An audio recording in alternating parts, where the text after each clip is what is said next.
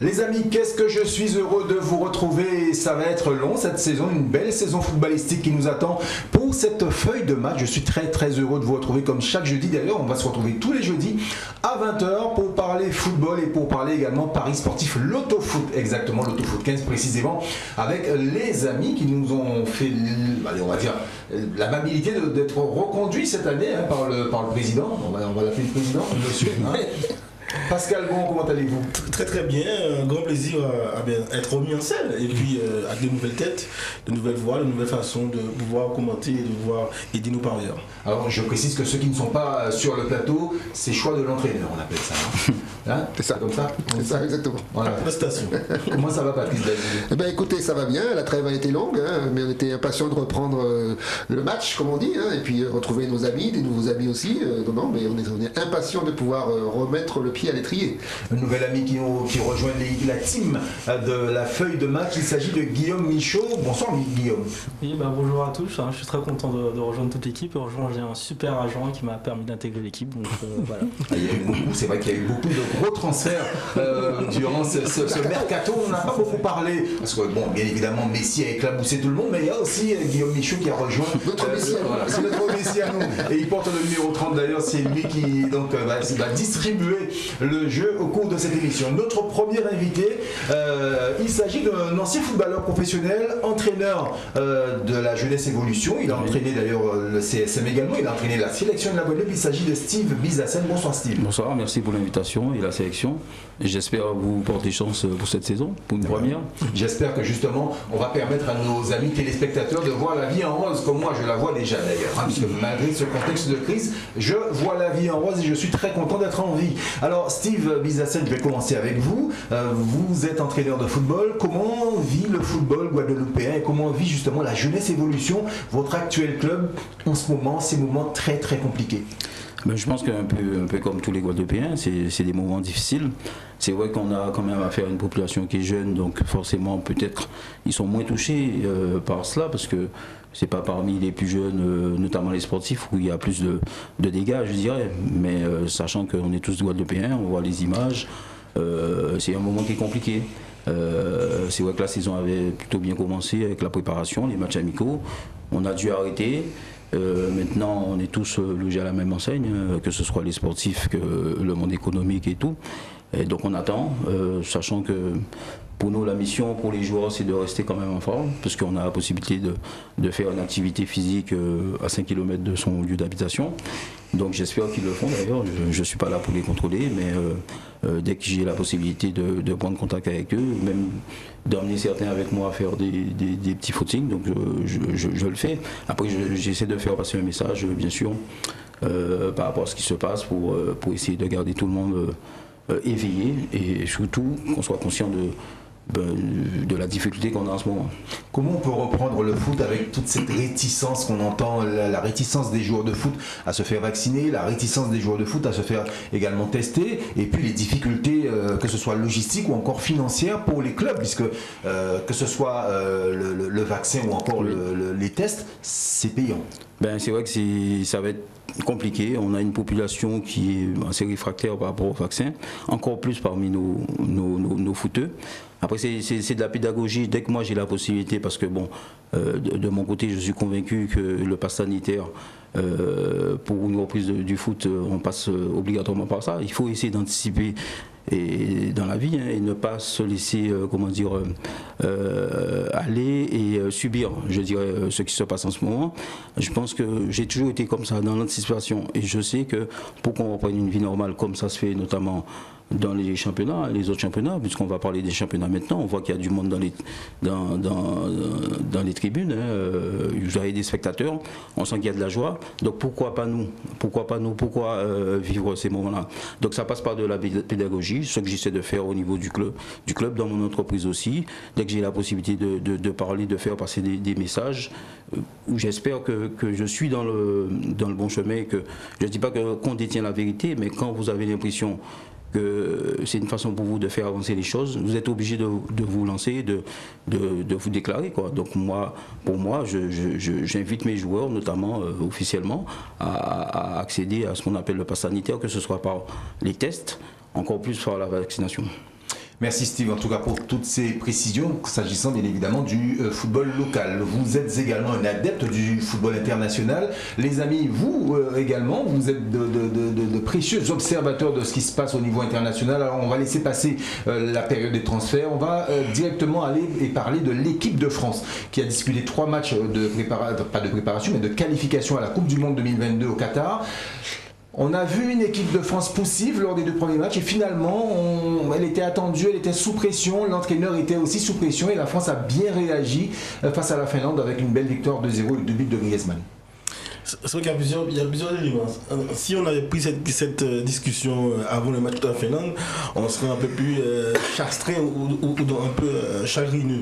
On a cette espèce aussi de cette mémoire encore de cette déception liée à l'Euro qui n'a pas pu être, on va dire, rassurée par les premiers matchs. Et là, on va dire sans cette polémique, voilà, sans Mbappé, mais avec une connexion intéressante Griezmann-Benzema, on a été très efficace. Bon, après, moi je me dis aussi qu'il faut quand même il faut quand même dire que c'est pas le groupe le plus relevé.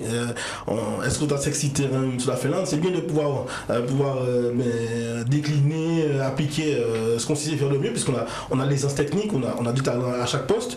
Et je ne parle même pas de Pogba aussi, qui aussi 85 minutes à chaque match nous donne du magnifique. Donc à ce moment-là, je pense effectivement il y a eu beaucoup de questions sur le management aussi de Deschamps. Est-ce qu'il perd la main? Est-ce qu'il perd les clés du camion? Il y a eu beaucoup de choses. Et donc on a de quoi être rassuré, mais on a surtout, moi je vais le dire, en titre personnel, j'ai beaucoup aimé depuis le début, depuis l'Euro, le comportement de Benzema. Lui, ce qu'il donne sur le terrain, bouche cousue, c'est extraordinaire sous le plan de la mentalité, sous le plan technique, des gestes. Et puis quelqu'un qui est un attaquant de pointe, généreux, il donne passe décisif, il fait le geste juste et presque à chaque match. Il est quand même régulier à mon sens. Patrice, convaincu également, rassuré par l'équipe de France? Une analyse plus générale, je dirais qu'on a constaté qu'une Coupe du Monde était difficile à digérer. C'est vrai que cette Coupe du Monde on l'a gagnée, mais on a eu un temps de réponse assez compliqué après. Les joueurs ont eu du mal à se remettre de cette victoire finalement. Et la défaite en championnat d'Europe était finalement assez normale parce qu'on a senti qu'il n'y avait plus la petite flamme qui nous avait permis d'aller chercher cette Coupe du Monde. Et là, on repart à 0 finalement, et j'ai constaté que les 2 premiers matchs effectivement étaient poussifs parce que tout simplement les joueurs, encore une fois, n'avaient pas réussi à se remettre dedans. Et c'est effectivement le match de la Finlande où il y a une petite étincelle qui a percé, où des joueurs se sont remis à leur niveau, parce que Griezmann, il faut bien l'avouer, au départ était un petit peu en dessous, il avait des problèmes, donc forcément ça a dû jouer aussi. Et puis Deschamps, forcément lui aussi, il n'avait plus les mêmes rapports avec ses joueurs. On a vu, et c'est plus le Deschamps conquérant, c'est le Deschamps un peu plus amical, un peu plus qui est dans un petit boré, vous voyez. Donc voilà, bon, donc si ce match de la Finlande peut être un déclic pour permettre de repartir comme en 14, comme on dit, avec une équipe qui sera maintenant un peu plus forte, hein, quand on a un Mbappé, un Benzema, un Griezmann devant, on peut pas être inquiet. Donc moi je suis assez optimiste pour la suite. Guillaume. Deschamps, il me prend souvent un contre-pied, quoi. Il prend des décisions. Des fois, je pense qu'il est conservateur et c'est à ce moment-là qu'il fait des changements. Il est passé sur une défense à 5. C'est quelque chose qu'il aurait très étonnant. Qui teste ça avant l'Euro, et ben voilà, il l'a testé après, je crois qu'il l'a avant finalement. Mais bon, c'est pas grave. Théo Hernandez qui intègre au groupe, ça c'est une grosse plus-value, je pense. Et je pense que c'est une tactique qui est assez intéressante pour des équipes qui sont fortes en contre-attaque, en transition. Et ça s'adapte à la France. Donc j'ai envie de voir d'autres matchs avec ce système tactique et voir si, en plus avec l'intégration d'Mbappé sur un côté, est-ce que ça peut pas être encore plus rapide sur les contres. Ouais, j'ai envie de voir la suite. Donc, qu'est-ce qu'il en pense, le coach? Moi, je dirais 2 choses. Premièrement, effectivement, on a parlé de la Coupe du Monde. Et donc, on voit bien la difficulté de remporter une compétition comme ça. C'est-à-dire que, quelquefois, on a l'impression que quand une équipe a gagné, elle est obligée de gagner tout le temps. Et on oublie que c'est difficile, très difficile de gagner une Coupe du Monde. Quelquefois, la Coupe du Monde en 98, à un match près, vous êtes éliminé contre l'Italie sur un penalty. Ouais, ça se joue des fois à très peu de choses. Et les gens ont tendance à oublier que le football, c'est des fois un coup de dé. C'est vrai que si vous êtes constant, vous allez être souvent dans les phases finales, mais vous n'êtes pas forcément obligé de gagner. Après, concernant l'entente, je dirais, entre Benzema, enfin la connexion entre les trois, je pense à mon niveau que Benzema a dû être intégré beaucoup plus tôt, notamment au niveau du championnat d'Europe. Et peut-être qu'on voit maintenant qu'il y a une forme de connexion, voilà, après quelques matchs. Voilà, on a eu l'impression que bon, en mettant les joueurs, en associant les joueurs, voilà, vous mettez 2-3 joueurs qui sont de bon niveau, que ça va forcément aller. Donc on a bien vu que le temps de s'adapter. Et c'est là où nous on parle les coachs d'équilibre. On a le problème Giroud que personne ne veut voir en Guadeloupe, mais à l'arrivée maintenant que tout le monde réclame. Ouais, comme quoi il ne faut pas parler trop vite au niveau du football, il faut faire attention à ce qu'on dit. Un équilibre c'est hyper fragile dans un groupe. Peut-être que vous avez des joueurs comme Matuidi aussi qu'on n'a pas pu remplacer. C'est plein de paramètres. Peut-être maintenant qu'avec cette nouvelle connexion qu'on a vue avec Griezmann et Benzema, donc on a bon espoir parce qu'on a vu de belles choses. Messieurs, la feuille de match, c'est également essayer, en tout cas, de mettre du beurre dans les épinards des téléspectateurs d'Éclair TV, et qui sont très nombreux. Ils sont en Guadeloupe, Martinique, la Guyane également, et puis sur les réseaux sociaux de manière générale. Alors, je vais vous présenter la grille qui nous intéresse. C'est la grille numéro 60 du Loto Foot 15. Elle est à valider avant le dimanche 12 septembre prochain à 8h55 en heure locale. Et regardez, des matchs pas toujours évidents, et ça peut rapporter gros. Alors, le premier match, il s'agit de Lyon, Strasbourg, Nantes, Nice, Bordeaux, Lens, Rennes, Reims, Brest, Angers, Metz, 3, AC Milan, Lazio de Rome, AS Roma, Sassuolo, la Spezia contre l'Udinese, le Borussia Mönchengladbach contre l'Arménial Bielefeld, Leeds, Liverpool, Cadix, Real Sociedad, Osasuna, Valence, et puis le Real de Madrid qui accueille le Celta Vigo. Nous allons donc vous proposer des pronostics, chacun d'entre nous, et puis à la fin vous aurez bien évidemment une petite synthèse et une grille que nous allons vous proposer et que vous allez devoir valider ce dimanche pour gagner tout ou partie du pactole qui vous sera proposé, puisqu'il y a un pactole de 500 000 €.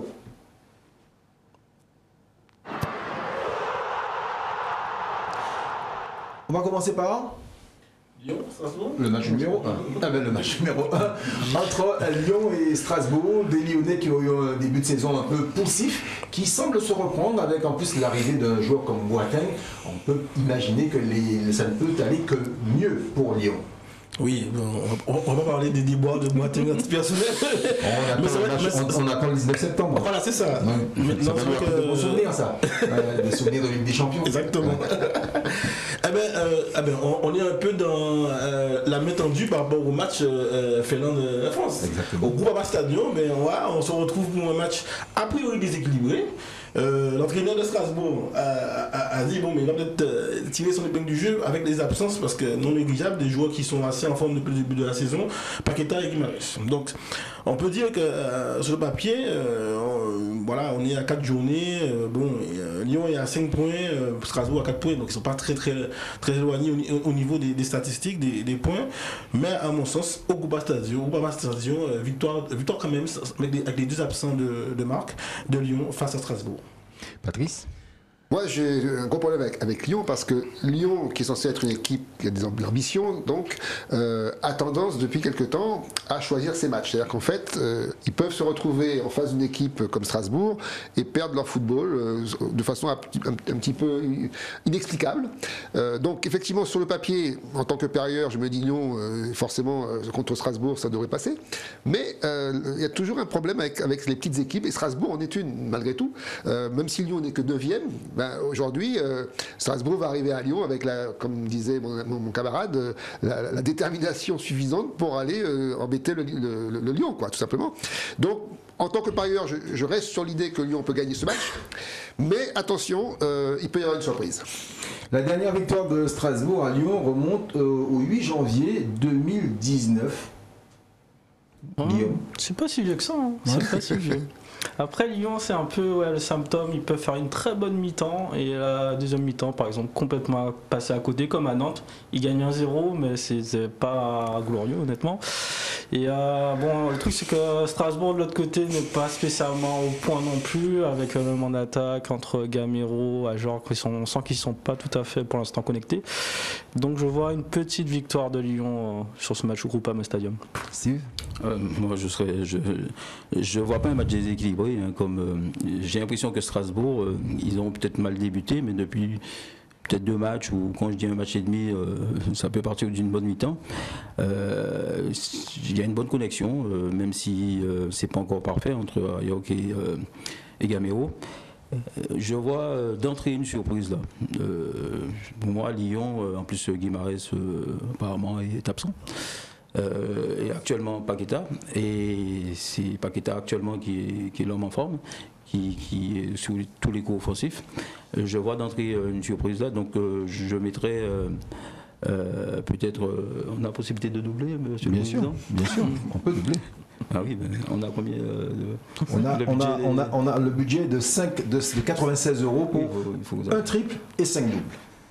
Ok, ben je mettrai d'entrée un double là-dessus et en faveur de Strasbourg. En faveur de Strasbourg, donc le N et le 2 alors. Voilà. Match nul et... Vous savez quand vous voulez gagner le pacte. Oui, c'est clair. Il faut prendre des risques. C'est ce que disait d'ailleurs, vous le dites, Babel. J'ai pas l'impression que c'est un gros risque. C'est pas un gros risque, effectivement. Ça peut passer du côté de Strasbourg. Ça peut basculer du côté de Strasbourg. Le match numéro 2 maintenant pour la 90e confrontation entre Nantes et Nice. Et oui, les deux équipes, à mon avis, peuvent l'emporter, même s'il y a un léger avantage à Nice qui reste sur 2 victoires d'affilée face à Nantes. Les Niçois ont fait un bon début de saison. Ils vont perdre le point, je crois, dans l'affaire face à Marseille. Le match est à rejouer sur terrain neutre. Mais Nice c'est pas mal quand même. C'est quand même pas mal en ce début de saison. La patte Galtier, on la sent bien. Voilà, la patte Galtier plus un recrutement assez offensif quand même, hein, très très actif sur le marché des transferts et avec un amalgame qui est venu assez vite parce qu'il y a vraiment eu beaucoup de mouvements dans l'effectif niçois.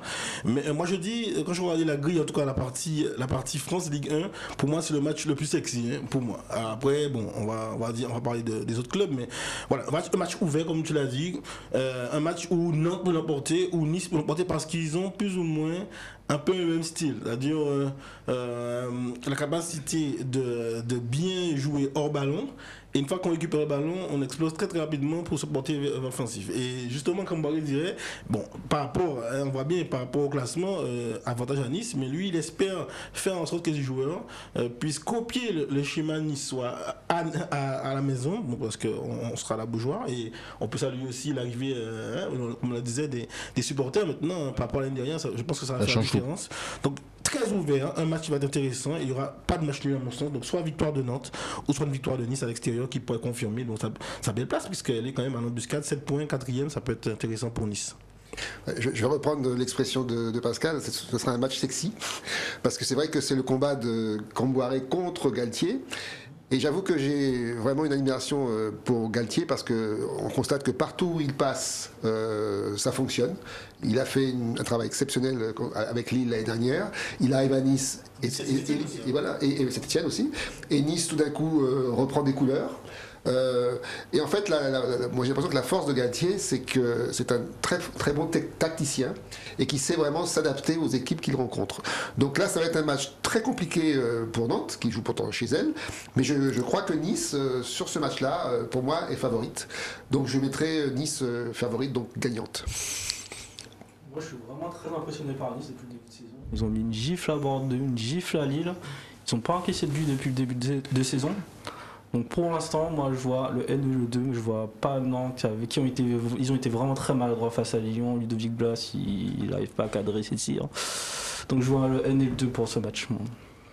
Oui, moi je suis très partagé, notamment par la personnalité des deux entraîneurs, que j'apprécie beaucoup. Et bon, le seul entraîneur, je dirais, de couleur qu'on a on sent que c'est un compatriote, c'est quelqu'un qui nous ressemble. Dans le championnat de Ligue 1, on a eu maintes fois des joueurs qui ont essayé, notamment Thierry Henry et autres. Et Camboiré, on voit qu'il est toujours là et on sent qu'il y a un savoir-faire chez lui dès qu'il arrive dans un club. Voilà. Et Galtier, c'est pareil. Vous sentez qu'avec ces gars-là, c'est des meneurs d'hommes.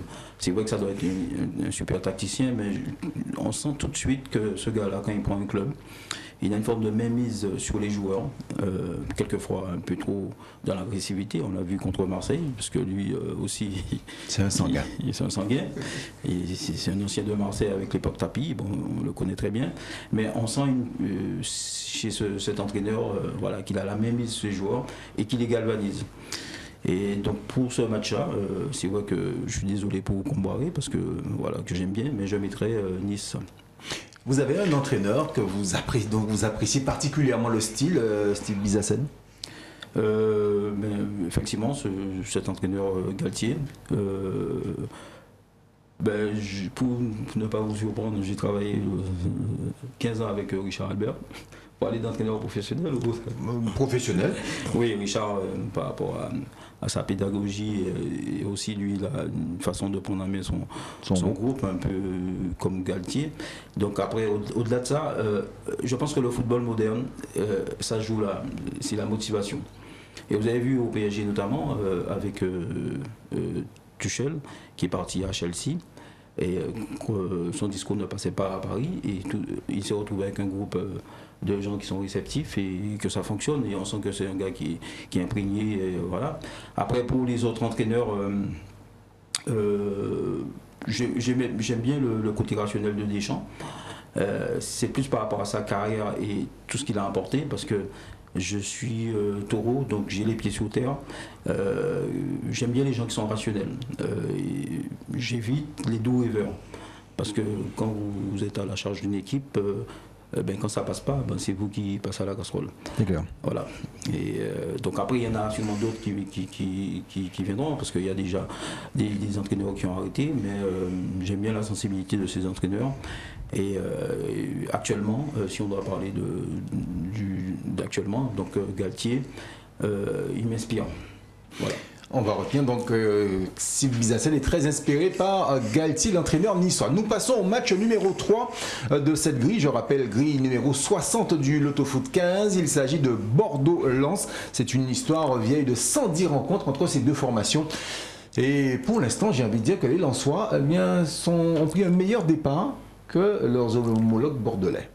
J'ai envie de dire, Ronnie, que sur cette lancée, moi je pense que Lens va à l'extérieur confirmer sa bonne forme.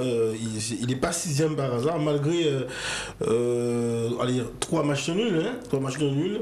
Mais on sent qu'on est sur la même dynamique que l'an passé, avec un effectif qui est sérieux, costaud, difficile à manœuvrer. Et pour l'instant, malgré un recrutement aussi pourtant assez intéressant, on a un Bordeaux qui est un petit peu dans les méandres du bas de classement, 19e, avec que 2 points. Des matchs sur certains aspects, sur une mi-temps assez prometteur contre Marseille par exemple, ils ont joué parfois, mais voilà, sur un contenu de 90 minutes, c'est très insuffisant.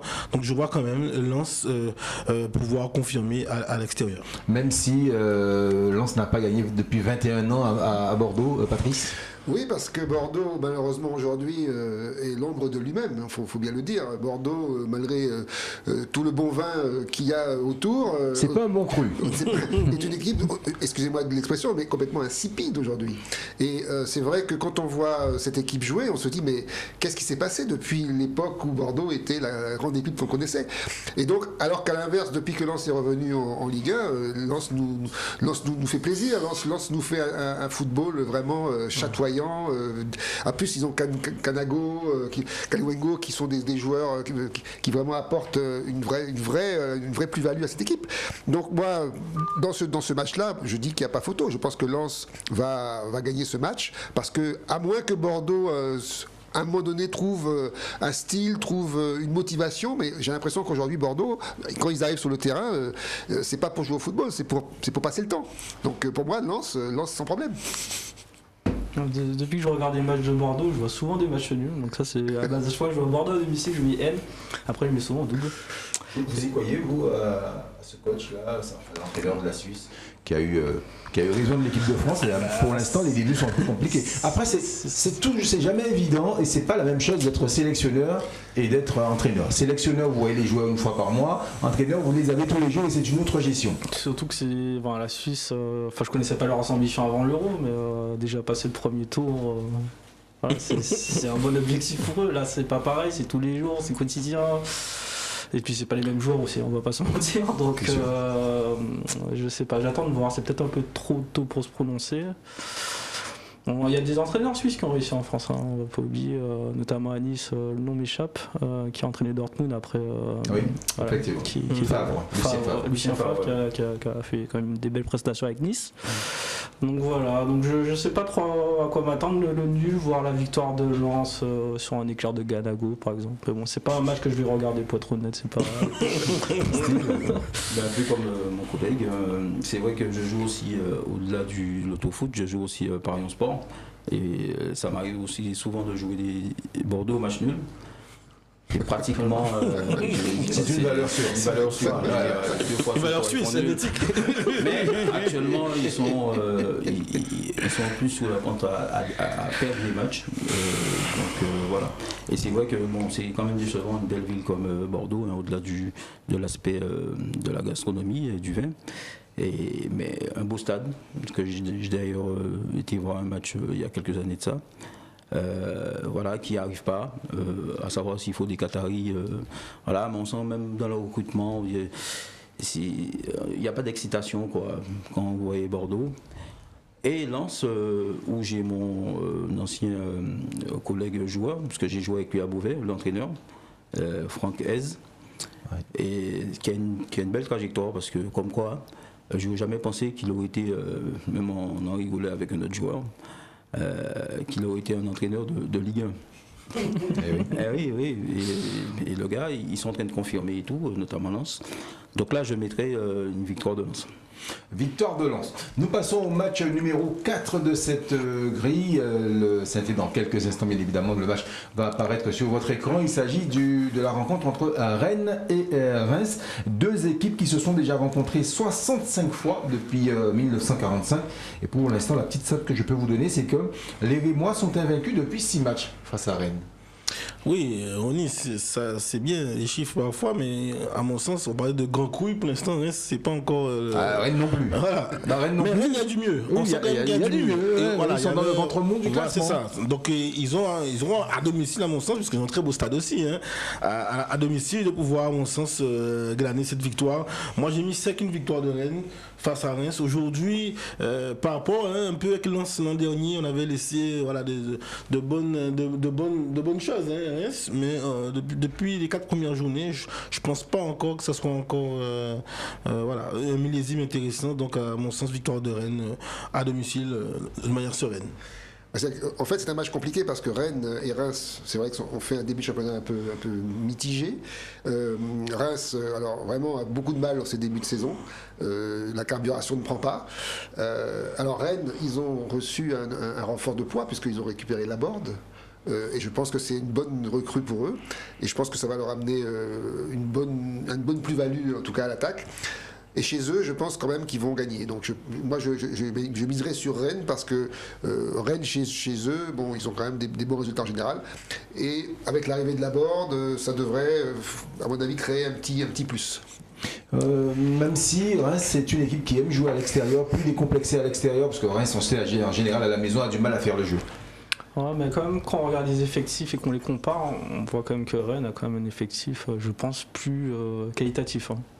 Enfin, oui, c'est sûr. Moi je pense, après je pense qu'elle arrive de la bande, mais il y a aussi le départ de Kamavinga. Est-ce que ça n'a pas joué aussi au niveau de la construction du jeu de Rennes? Ça, c'est ce qu'on attend un peu de voir ce week-end. Donc j'ai mis victoire de Rennes parce qu'ils jouent quand même à domicile, mais je mets beaucoup mes doubles sur la Ligue 1 quand même. C'est un championnat, il y a quand même beaucoup d'équipes avec des niveaux similaires, donc je mets le 1 et le N. On ne sait jamais, peut-être que Reims peut revenir avec un point. Oui, ben, je vois comme tout le monde une victoire de Rennes difficile. Il n'y aura pas 3 buts d'écart, je pense. Hein. Et Reims, ils sont sur leur 3e saison. Je me demande si c'est cette saison-là qui ne sera pas la plus compliquée. La première saison, un peu d'euphorie.